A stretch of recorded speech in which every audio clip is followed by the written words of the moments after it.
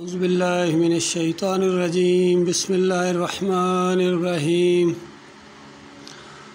وما ارسلنا من قبلک من رسول الا نوحی الیہ انہ لا الہ الا انا فاعبدون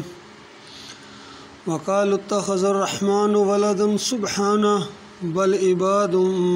مکرمون لا يسبقونه بالقول وهم بأمره يعملون۔ یہ سورہ الانبیاء کی چند آیتیں ہیں جس میں اللہ تعالیٰ بنیادی بات صحیح دین، اصل دین، پوری کائنات کا دین یہی ہے۔ فرمایا کہ میں نے جب کبھی یعنی پہلے کوئی رسول بھیجا ہے یا نہیں کوئی رسول بھیجا مگر اس حکم کے ساتھ اس کے اوپر وحی کی کہ حقیقت اور اصلی بات یہ ہے کہ لا الہ الا انا فاعبدون، کہ میرے علاوہ کوئی الہ نہیں ہے، میرے علاوہ کوئی الہ نہیں ہے،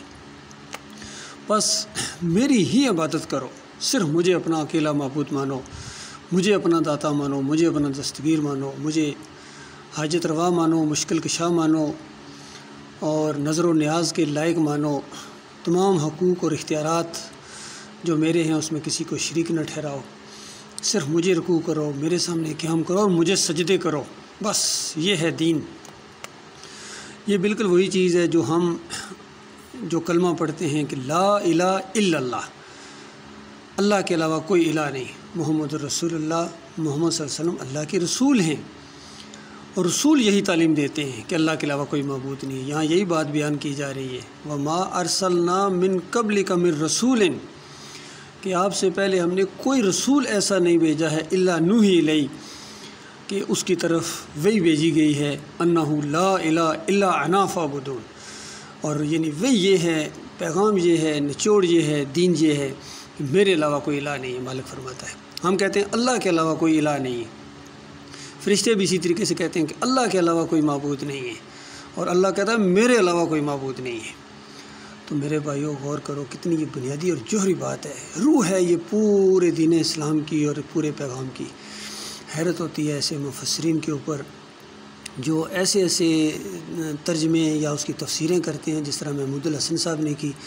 ایاک نعبد و ایاک نستعین، جو انہی آیات کی تفسیر ہے،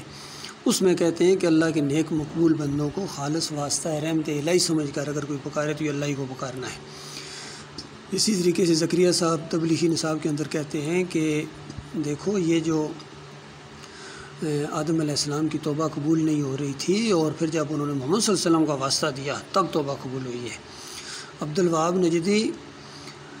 کتاب التوحید کے اندر لکھتے ہیں کہ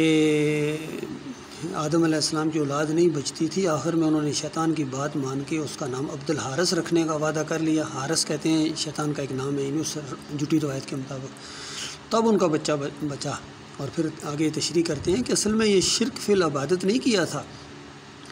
یہ شرک فی العطاعت کیا تھا۔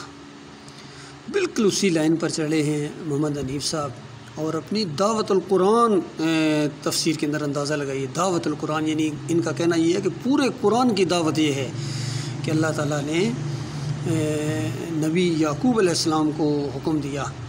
کہ اپنے پورے خاندان بیوی بچوں سمیت یوسف علیہ السلام کے سامنے معروف سجدہ کرو، گھٹنے ٹیکے، ہاتھ ٹیکے، ماتھا ٹیکا، اور کہتے ہیں یہ سجدہ اللہ کی عین رضا کے مطابق ہوا ہے، اللہ اس سے خوش ہوا، اندازہ لگا اللہ چاہتا تھا یہ سجدہ ہو۔ اور مالک فرماتا ہے کہ ہم نے ہر نبی کی طرف یہ وحی بھیجی، یعنی وہ یوسف علیہ السلام کی طرف بھی یہی وحی بھیجی گئی تھی، یعقوب علیہ السلام کی طرف بھی یہی وحی بھیجی گئی تھی، اسحاق علیہ السلام کی طرف، ابراہیم علیہ السلام کی طرف یہی وحی بھیجی گئی تھی کہ لا الہ الا انا، اور کہ میرے علاوہ کوئی معبود نہیں ہے۔ اور پھر دوسرے انداز میں مالک فرماتا ہے سورہ الانعام کے اندر سارے انبیاء کا ذکر کرنے کے بعد فرمایا وَلَوْ أَشْرَكُوا لَحَبِطَ عَنْهُمْ مَا كَانُوا يَعْمَلُونَ، وہاں 18 نبیوں کا ذکر کیا، اور پھر سورہ زمر کے اندر سارے نبیوں کا ذکر کیا